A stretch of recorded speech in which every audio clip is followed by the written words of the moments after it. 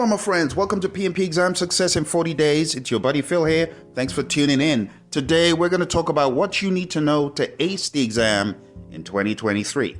What exactly do you need to ace the test? Well, you need to understand the 35 tasks that the PMI have outlined in the PMP exam content outline. It is not about the 6th or the 7th edition of the PMBOK guide. It's not about the Agile practice guide. Instead, it is about how you are able to tackle problems that project managers commonly face. And these problems can be broken down into 3 buckets: people problems, process problems, and business problems. That's how I look at it: people, process, business. Now, when it comes to the people domain, there are 14 things that you need to be able to do well. And that's why in the first 14 days of this podcast, I covered the 14 tasks. So let me remind you about these 14 tasks. Number 1, as a project manager who is certified from the PMI, they want you to demonstrate that you're able to effectively manage conflict. You're able to understand where the conflict is coming from, and you know that it's not about you. It's about the team members going through the conflict. You need to be a facilitator, whether you're in the world of Agile or in the world of predictive. So it's a mindset of, let me help facilitate, not let me help you solve the problem or decide who is wrong or be the judge and the jury. It's not that. The second thing is lead a team. Leadership is all about influence. And in order to lead properly, you need to understand situational leadership. It's not a one-size-fits-all thing when it comes to leadership. You should be able to apply the Hersey-Blanchard model.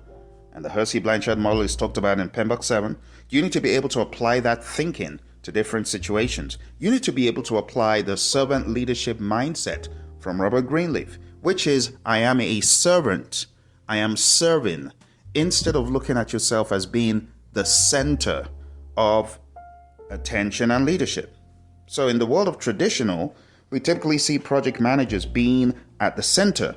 If the project manager isn't there, things fall apart. But it's different in the world of Agile. In the world of Agile, you are a servant. So we talk about servant leadership quite a lot. Another thing when it comes to the aspect of leading a team, you need to understand the 5 stages of team development: forming, storming, norming, performing, and adjourning. When it comes to these 2 topics of managing conflict and leading a team, you also need to understand the Thomas Kilmann conflict mode instrument, again, talked about in the 7th edition. So what does this talk about? Well, this talks more about you having 5 options to resolve conflict. You could either withdraw or avoid. You could compromise or reconcile. You could smooth or accommodate. You can force or direct. And you can collaborate or problem solve. And those are alternate names for each of those. And you need to understand how those pan in. Number 3, support team performance. Give the team the environment and support they need. Trust them to get the job done. Don't use dumb KPIs. Use sensible KPIs, reliable KPIs. Don't use velocity. Don't penalize the team. Use good, empathetic ways of leadership in order to support team performance. Number 4, empower team members and stakeholders. How do you do that? Well, my mentor, John Maxwell, he says, only secure leaders give power to others. So how can you empower team members? Organize around their strengths, cut them loose, let them make mistakes. Evaluate the demonstration of task accountability, and look at the team as an organism that needs to go through a metamorphosis.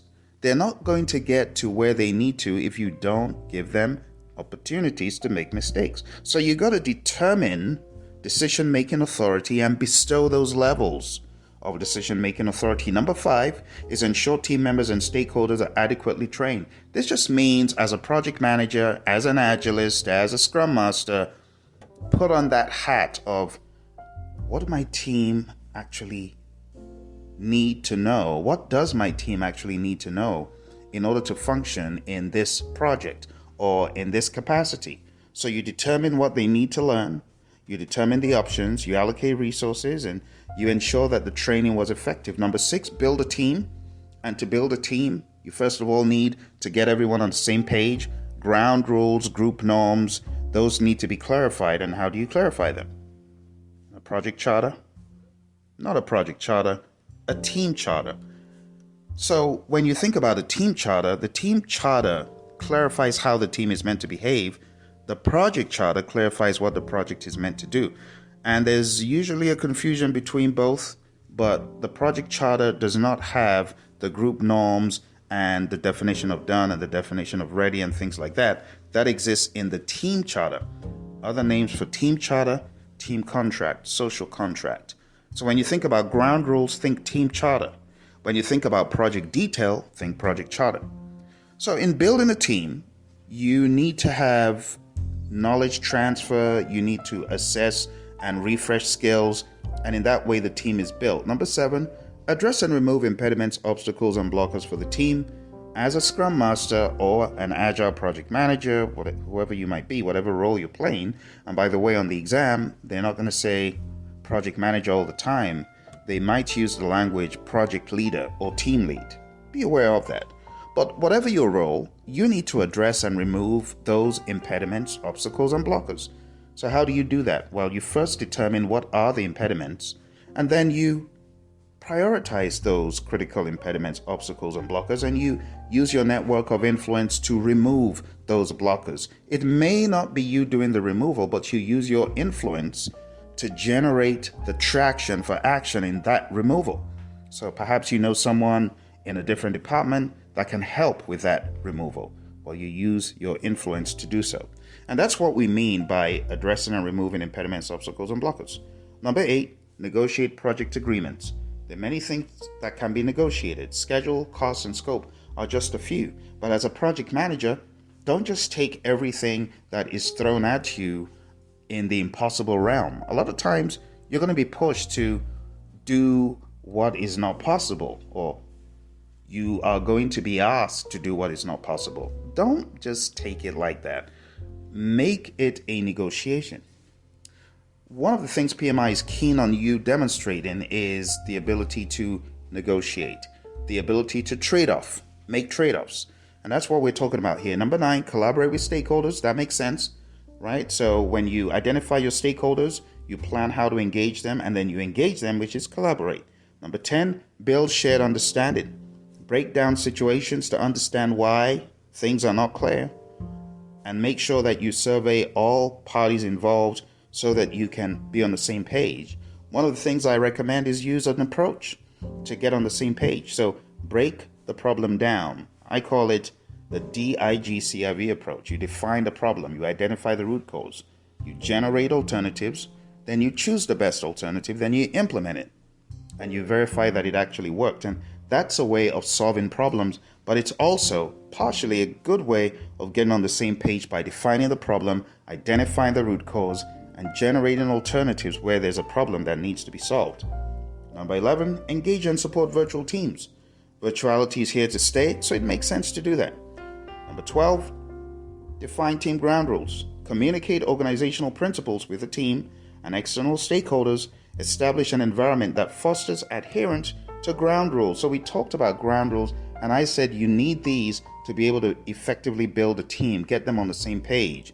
So when you hear group norms, ground rules, do's and don'ts, acceptable behavior, we're talking about team charter, social contract, team agreement, things like that. Number 13, mentor relevant stakeholders. It just makes sense. If a stakeholder needs mentoring, why wouldn't you mentor them? Of course you should. So allocate time to mentor and recognize and act on mentoring opportunities. Perhaps someone is speaking totally out of character that is meant to be displayed in an agile environment. Well, that is an indicator. That's a sign. As it says, recognize and act on those mentoring opportunities. Well, you recognize pretty quick this person didn't get the memo. They're not talking in an agile fashion. They need some mentoring. Finally, we get to number 14, promote team performance through the application of EI, emotional intelligence.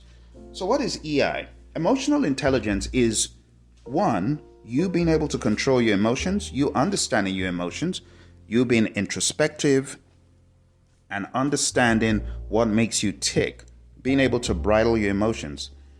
And then secondly, it's understanding the emotions of the team, being able to read nonverbal cues, knowing what makes the team tick, do's and don'ts of individuals, like things that trigger individuals, right? Knowing what is going to trigger someone on your team is being emotionally intelligent.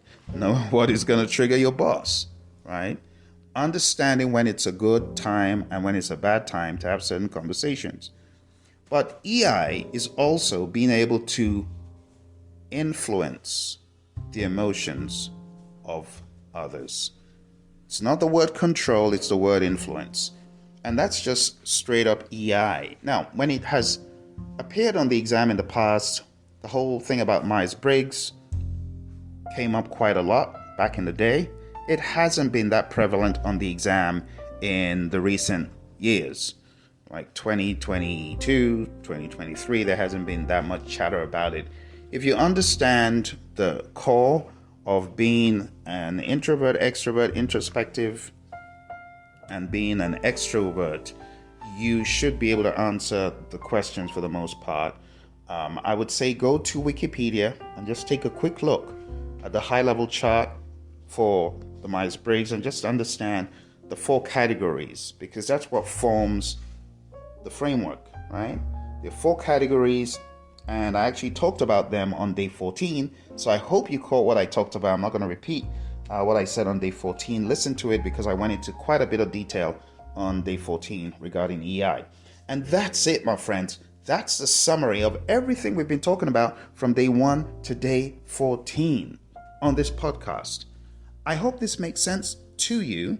Remember, if you are stuck in any way and you have questions, you can always send in a question to this podcast via Spotify.